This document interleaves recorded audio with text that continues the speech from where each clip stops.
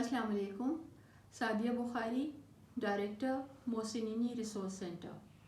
Today we are going to discuss the issue of women empowerment and gender mainstreaming in Pakistan. The definition of women empowerment is that it is a process in which women elaborate and recreate what it is that they can be, do and accomplish in a circumstances that they were previously denied. Several essential components for women empowerment are awareness of their rights, improved standards of living, equal partnership of productive resources, better health care for herself and her children, higher literacy level and education, increased partnership in economic and commercial sectors, achievement of self-reliance, self-confidence and self-respect. Social measures for sustainability, education, employment, contact with outside world, personality development, economic independence, institutional and legal support, promotion of women wings and activists. Traditionally, women are considered as secondary to men in terms of their social role by various philosophers including Plato, Aristotle, John Locke and Rousseau, who used different arguments to arrive at the common conclusion that politics is essentially a male prerogative and women are not physically or mentally fit to participate in politics on equal terms with men. Political empowerment, as defined, means political empowerment is a form of participation in decision-making processes at various levels of political activity. Felt need for gender mainstreaming. Out of the 50% female population of Pakistan, only 5 to 10% women participate in politics, and it is rare for them to acquire the highest political positions. What is gender mainstreaming? Gender mainstreaming is the process of bringing a gender perspective into the mainstream activities of government at all levels, including policies, programs, and projects. Mainstreaming can reveal a need for changes in goals, strategies, and activities to ensure that both men and women can influence, participate in, and benefit from the developmental process. By bringing women issues into their mainstream policies, programs, and projects, they hope that earlier problems of marginalization would be overcome. Gender mainstreaming builds on the knowledge and lessons learned from previous experience with gender equality policies. Gender mainstreaming takes equality issues out of the isolation of gender equality machinery and involves more and new actors in building a balanced society. This approach, therefore, leads to promotion of gender equality between women and men. Gender equality thus means not that women and men are different, but that women and men have the same rights. Mainstreaming gender equality is a commitment to ensure that women as well as men concerns and experiences are integral to the design, implementation, monitoring, and evaluation of all legislation, policies, and programs. Also, just to clarify, sex and gender means sex is what you're born with and gender is what you're given, the power. In the international scenario, 1995 Fourth World Conference on Women endorsed gender mainstreaming as a critical and strategic approach for achieving gender equality commitments. The Beijing Declaration and Platform for Action mandates all stakeholders in development policies and programs, including UN organizations, member states and civil society actors, to take action in this regard.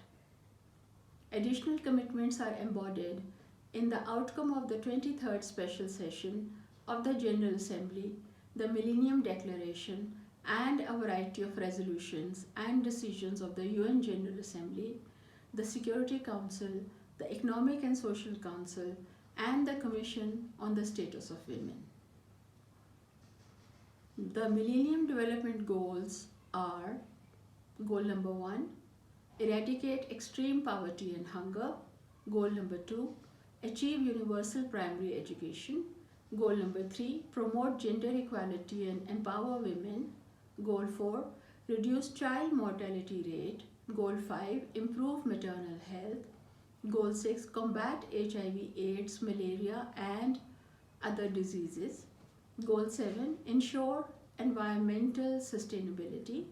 Goal 8, develop a global partnership for development. Millennium Development Goals strive for ending poverty and hunger, provision of universal education, promote gender equality, supportive of child health, combat HIV/AIDS, for environmental sustainability, building and sustaining global partnership. The MDGs in Pakistan strive to eradicate extreme poverty and hunger, achieve universal primary education, promote gender equality and women empowerment, reduce child mortality, improve maternal health, combat HIV/AIDS, malaria and other diseases, develop and sustain global partnerships for development. Pakistan's international commitments: the Universal Declaration of Human Rights, the Committee on the Elimination of All Forms of Discrimination Against Women, International Covenant on Civil and Political Rights, the Sustainable Development Goals. Pakistan's national commitments are: National Policy for Development and Empowerment of Women, Protection Against Harassment of Women at Workplace Act, Criminal Law Amendment, Offences in the Name or Pretext of Honor Act, Criminal Law Amendment, Offences relating to rape, National Plan of Action on Human Rights, Gender Equality Policy Frameworks. Local commitments that have been adopted: Gender Equality Policy Frameworks, Women Empowerment Packages and Initiatives. Political rights of women in Pakistan. They were granted suffrage in 1947 under the Pakistan Ordinance. The interim constitution in 1956 reasserted their right to vote. Historical reasons for gender in Pakistan's politics. Female politicians are either political surrogates, or they have adopted the political insider way, or they are political outsiders. Low female voting turnout is due to the cultural legacy, the class-based socio-economic and political structure, the urban-rural divide, the patriarchal practices, and the role of religion in the polity. The gender gap. According to Electoral Rolls 2018, there are 46.73 million female voters as compared to 59.22 male voters, and thus the gender gap is 12.5 million. Gender mainstreaming evidenced in the elections. Election Commission of Pakistan declared the elections of a provincial constituency PK 95 Lower Dir KPK null and void on the ground that no woman voter came out to vote in the said constituency. This decision will act as a deterrent and will safeguard any such future actions. The decision was set aside by the KPK High Court, and ECP was asked to notify the returned candidates. ECP, however, challenged the decision of KPK High Court in the Supreme Court of Pakistan, and the matter is still pending with the Honorable Supreme Court of Pakistan.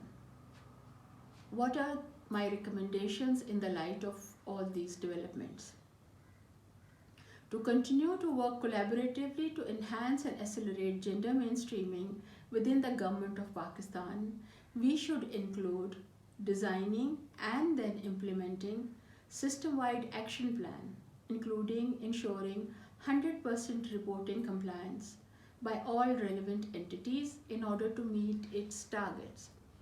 Investing in adequate human and financial resources to address shortcomings that threaten to impede progress, including in the areas of gender policies, capacity development, education, training resource tracking and allocation, equal representation of women, and organizational culture. Supporting efforts by the government to devote adequate attention to gender mainstreaming in their plans and activities.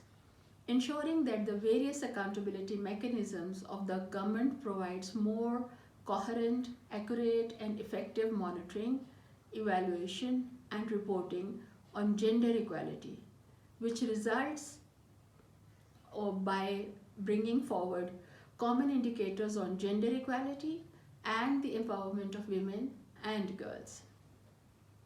Ensuring the tracking of gender-related resource allocation and expenditure, including through the promotion of the use of gender markers that apply similar standards and principles to allow for comparability and aggregation.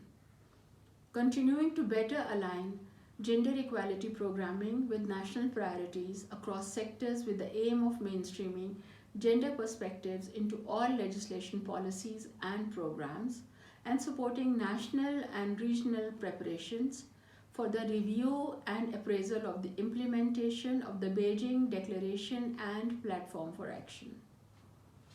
Strengthening the coordination of gender responsive operational activities among public-private entities through existing coordination mechanisms at the country level and in partnership where appropriate with national stakeholders.